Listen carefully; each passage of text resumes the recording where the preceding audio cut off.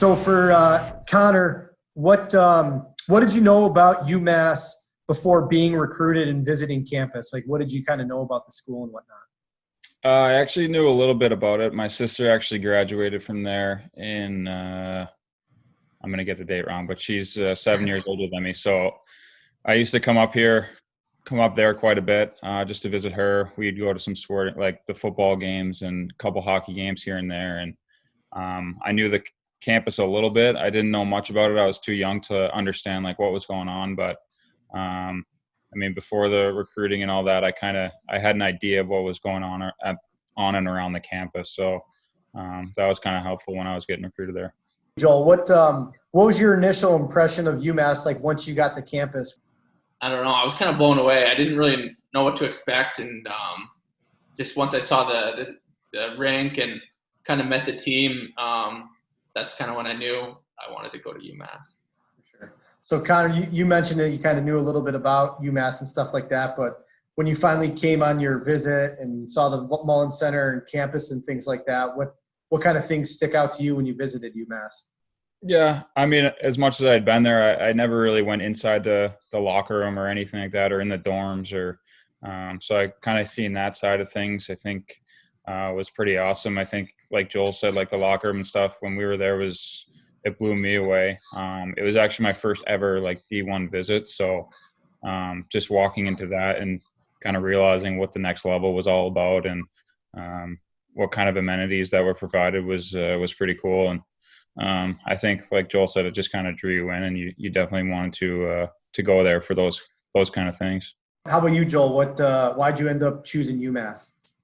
I didn't get a ton of offers. So kind of when UMass told me to come down, and I met everybody and kind of saw what they were about, met the team. And then once they kind of offered me something like right on the spot, then I was like, this is real. And so then that's kind of when, I talked to my family, and they thought it'd be great for me to be able to go to college. And kind of growing up in Canada, you don't really know what to expect. So getting offered something like that was kind of like a dream come true to be able to kind of further my hockey career, I guess. How about for you, Conor? Where did you live on campus, off campus? Did you live with teammates? I was supposed to go to North, but I think Joel drew his name out of the hat, I think, is how he got that room. But most of us, or I don't know, not most of us, there was 4 of us, 3 other guys and myself moved off campus we lived on Gray Street down by Bruno's in the Amherst High School there. And I actually lived there for my final 3 years there. Was that with like Razor and Frank? Were they all in that house? Is that the same? Yeah, Razor and Frank were there. Pat Kiley, Connor Allen was there, Colin Shea. Petey had a short stint there. Who else is downstairs?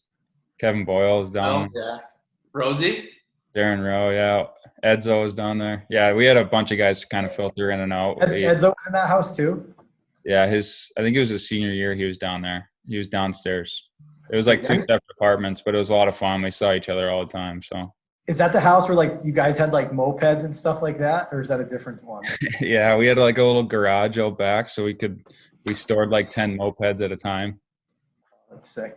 Our guys still like talk about that. I didn't know that you lived in it, Conor, but our guys still talk about it. I don't know if it was on YouTube or something.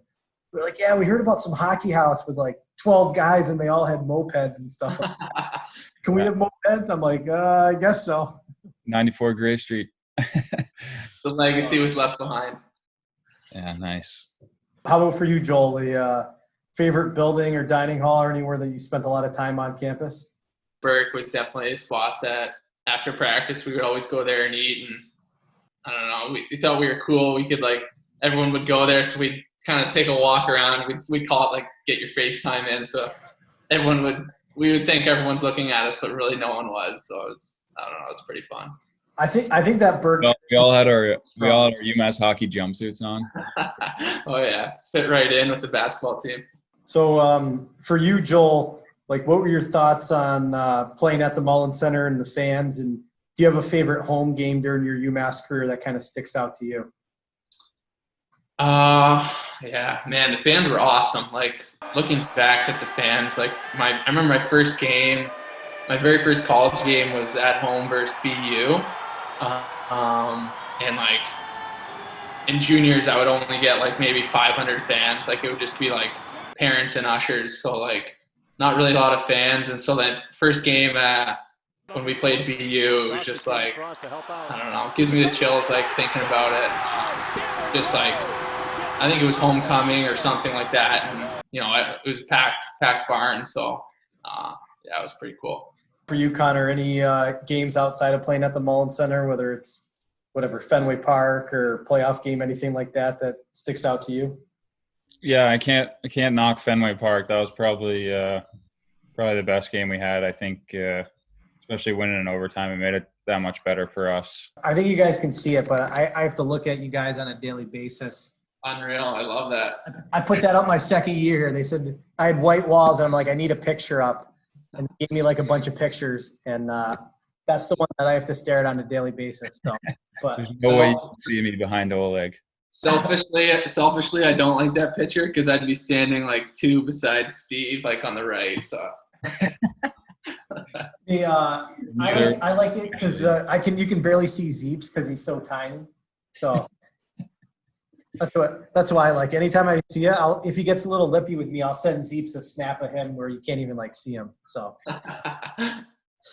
how about for you, Connor? And if you could talk to your younger self before going to UMass and starting your career at UMass, would there be anything that you would say to yourself, or any tips or anything like that? I know it's a kind of a broad question, but if you could give yourself a little bit of a heads up before going to UMass, was there anything that you would tell yourself?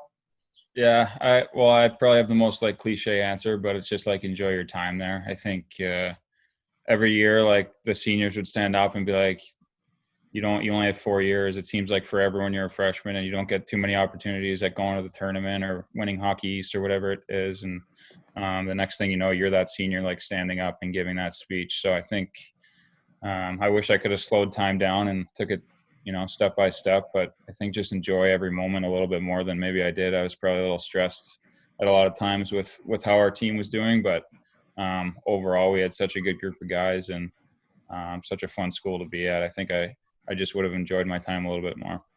Joel, what was your goals or expectations coming into UMass? The NHL is definitely kind of a goal and something that's in the back of your mind, but it never really, while I was playing there, it never really crossed my mind. I was kind of just focused on the team and trying to get better and obviously helping the team win. So I was just thankful to be able to play hockey for, a college team and be in, the 1% that's able to, go play college hockey and kind of further their career. So I was just obviously thankful to be able to do that. And then near my senior year, I was kind of getting some looks as far as pro would be a possibility. So that was just a bonus to be able to, go play pro. But just looking back, it was just fun to be able to play hockey in college and, kind of develop and just playing pro was definitely a bonus. Joel, for you playing at UMass, you're an undrafted free agent. How do you feel college hockey, playing in Hockey East, playing the schedule that UMass plays? How do you think that prepared you for pro hockey to make it all the way to the NHL? Yeah, I think for myself, I was an undersized defenseman who I guess my game wasn't really ready for kind of the next level. Or when I was 16, my game wasn't ready for the OHL. So going to college helped me develop and kind of grow into my game and get stronger and get faster and kind of, prepare me for, I guess, the next level. So I think Hockey East, coming from Canada and not knowing a lot about college hockey, Hockey East is obviously one of the best leagues, and if not the best league in college hockey. So, the competitions, you're playing against first rounders, second rounders, the competition is just super high. So, you just get better playing with those type of players. So I think that really helped me while I was able to turn pro. So The last question, and this one's only going to be for Conor, but being a Massachusetts guy, was it special playing for UMass? Did you have a little bit of a chip on your shoulder going in and playing the Beanpot schools or other schools in the area, other Hockey East schools? But did you think it meant a little bit more for you going to UMass and being a Massachusetts kid? I think probably, yeah. I mean, I always wanted to stay close to home. I always wanted to play in Hockey East, like I mentioned before. But I guess, like you said, when you're playing those teams that are maybe the known powerhouses within Hockey East, I think you probably played a little bit more with your chip on your shoulder, and you wanted to beat those teams, and you wanted to be as good as those teams. And I think at the time we were kind of growing into a team that wanted to be at that level. I think UMass is in a place now where they can be considered a top team in the league and in Division I, which is awesome. And I think we were just all trying to strive for that when we were in school, and myself especially being from Massachusetts, I definitely wanted to help put the team on the map.